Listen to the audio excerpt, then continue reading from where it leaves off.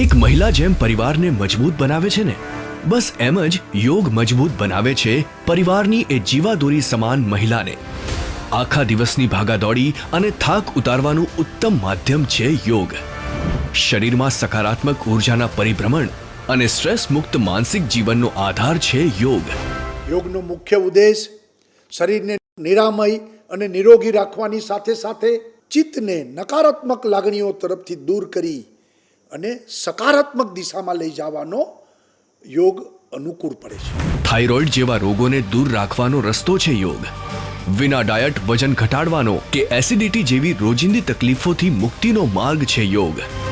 Fit and fine રહેવા, રોગ પ્રતિકારક શક્તિ વધારવા માટે ઉત્તમ માર્ગ છે યોગ. તો ચાલો આજે જ યોગ અપનાવીએ, હેલ્ધી રહીએ અને સૌને હેલ્ધી રાખીએ. યોગમય જીવન, સ્વસ્થ પરિવાર, સ્વસ્થ ગુજરાત.